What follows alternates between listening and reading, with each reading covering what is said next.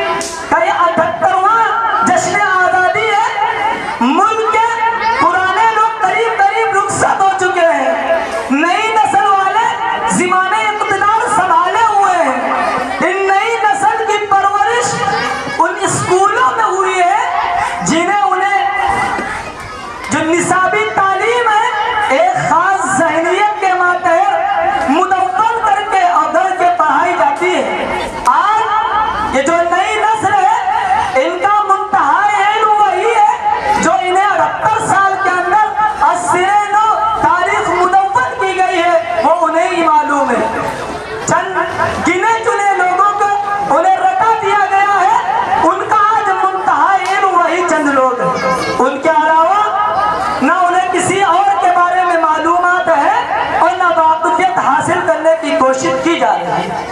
الغرض ہمیں دوسروں پہ نہ زیادہ افسوس ہے نہ ان سے گنا کا زیادہ موقع ہے۔ آج ہمارا اپنے اسلام کے ساتھ کیا معاملہ ہے یہ سوچنے کی بات ہے۔ آج ہمارا اپنے شاندار ماضی سے رشتہ کتنا مضبوط ہے۔ آج اسلامی آج مسلم جو اسکول ہے جو مسلمان چلا رہے ہیں ان کے اندر بھی جب پروگرام ہوتے ہیں تو ان کے اندر بھی آزادی کے حوالے سے جو تاریخ دہرائی جاتی ہے وہ وہی تاریخ دہرائی جاتی ہے جو عصر نو مدون کی گئی ہے۔ حالانکہ ضرورت بھی کہ اس موجودہ دور کے اندر ہم اپنی نئی نسل کو علماء اسلام کے کردار سے روشناس کراتے، ہم انہیں بتلاتے، اسلامی تاریخ کو اور اصل تاریخ ان کو بتلاتے، تاکہ ہماری نئی نسل پورے شرع صدر کے ساتھ یہ کہہ سکتی کہ اس ملک پر ہمارا بھی اتنا ہی حق ہے جتنا کسی اور قوم کا ہے، بلکہ اس سے اور آگے بڑھ کر یہ کہہ سکتی ہماری نئی نسل کہ اس قوم کو چمکانے کے لیے، اس ملک کو جگانے کے لیے، اس ملک کی قسمت بدلنے کے لیے جتنا خون ہم نے بہایا ہے دوسری قوموں نے مل کر اتنا پسینہ بھی نہیں بہایا۔ آپ کو معلوم ہے ہم اپنی نئی نسل کو بتائیں کہ 125 برس تک 125 برس تک تقریباً صرف مسلمانوں نے تنہا اور علماء کرام نے اس ملک کو آزاد کرانے کے لیے خون بہایا۔ 1498 کے اندر اس ملک کے اندر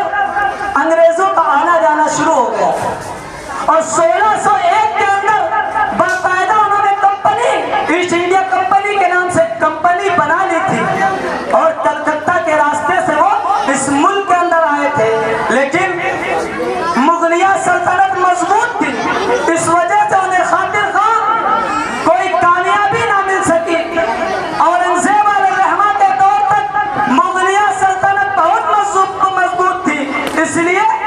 انگریزوں کو کوئی کامیابی نہیں مل سکی۔ لیکن جب 1707 کے اندر حضرت اورنگزیب علیہ الرحمہ کا انتقال ہو جاتا ہے، حضرت اس دنیا سے رخصت ہو جاتے ہیں، تو 1757 کے اندر